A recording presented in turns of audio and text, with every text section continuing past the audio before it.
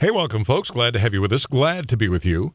This special holiday, I am pleased to tell you that Roger Pilon is with us from the Cato Institute. He is, for me, I think he's just one of the people who can best explain the founding fathers' vision of America, the Constitution, what I would call the operating manual for the country. We're talking about right now the Federalist Papers. Just briefly, the anti-Federalist authors, they just never made it quite as they were just not quite as renowned as the authors of the Federalist Papers and the Constitution.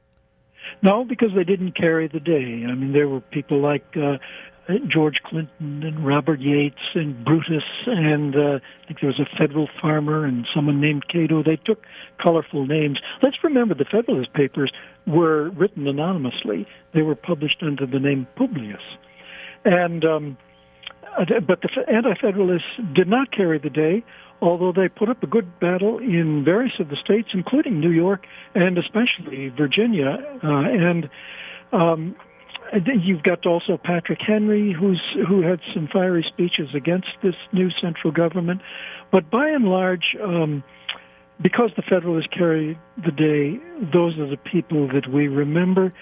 And we do because they laid the foundation, and probably none was more important than George Washington. To be sure, Jefferson was crucial for having written the Declaration of Independence, Madison for having drafted the main lines of the Constitution, but George Washington was that seminal figure that stood above all, and probably we owe the stability that we had, such as we did, during the first 8 years of the nation under the new Constitution, to his having been president and having been elected unanimously by the Electoral College not once but twice.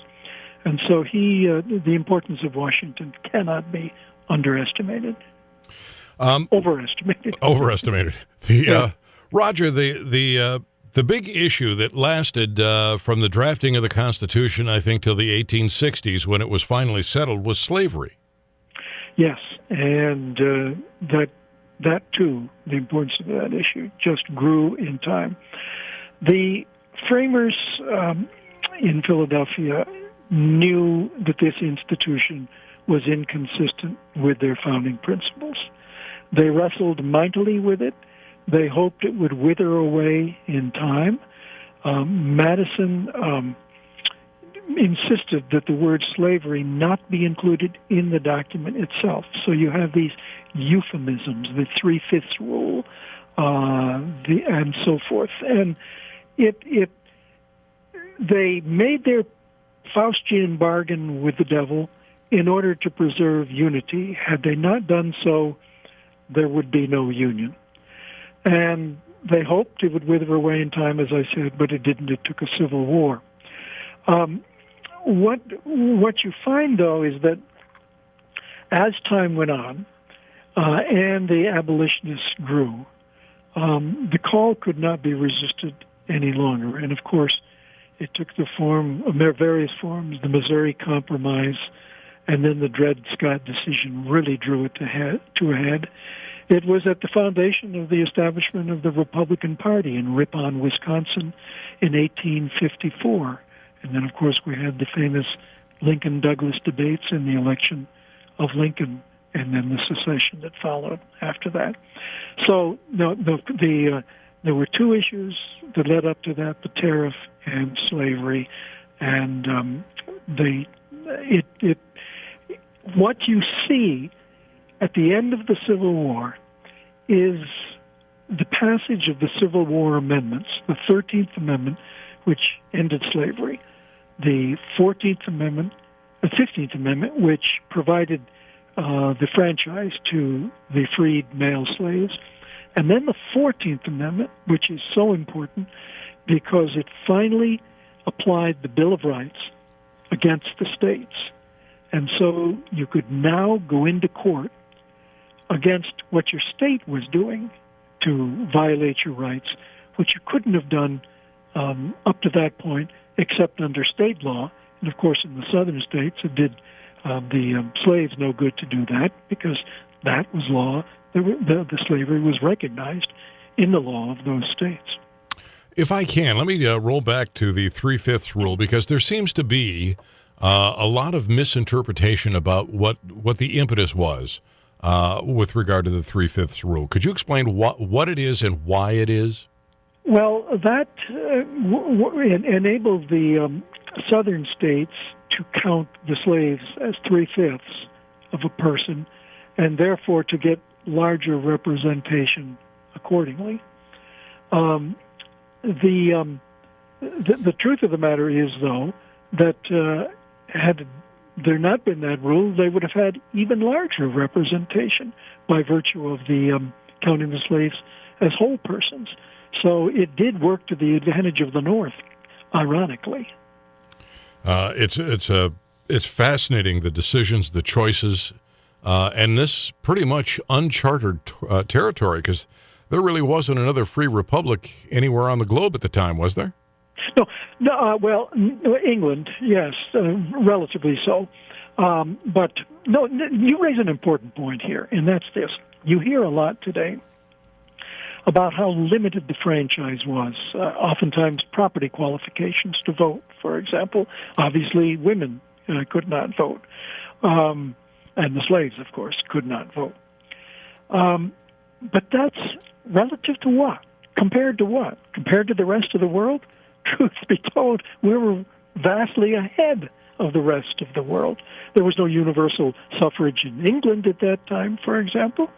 And so, we have to make these kinds of judgments not with respect to some perfect ideal world or even with respect to today, but with respect to what was possible at that time. And this is the way history tends to unfold. Let me zero in on something that is so crucial for your audience to understand, and that's this. To me, the most important question in constitutionalism in the United States is, how did we go from this Constitution that the framers gave us, which was designed to protect individual liberty under limited government, to the Leviathan that we have today? That seems to me to be the most important question for anyone thinking about the Constitution. And the way I like to illustrate the limited nature of the Constitution is through what I take to be the central feature of it. Not the Bill of Rights, which came later, not the separation of powers between the three branches, or even the division of powers between the federal and state governments. Those were all institutional arrangements designed to limit government, and they are very important. But the point that has been lost entirely, which was to the framers the most important point, took the name of the doctrine of enumerated powers. And it stands for this simple principle: if you want to limit power, don't give it in the first place. Remember, they had just fought a revolution to rid themselves of overweening government. They weren't about to impose that kind of government on themselves. And so they took the opportunity to institutionalize all these checks and balances that I've just alluded to, including division of powers, separation of powers, and the like. But the main restraint was this doctrine of enumerated powers. They authorized the government to do only a few things. The rest of the power belonged either to the states or to the people, never having been given to either branch of government. And we see that doctrine in the very first sentence of the Constitution, and we see it again in the 10th Amendment. If we've got time, I'll just articulate those for you. All right, well, I'll tell you what. We have a break coming up here. Pause, if you will, while we thank some of the people who are sponsoring today's program. And then we'll come back and we'll cover that ground.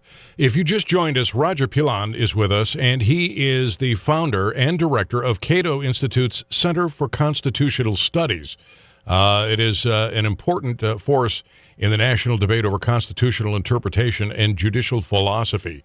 I've known him for years, and I think his capacity to educate on the Constitution, the Founding Fathers' vision, is second to none.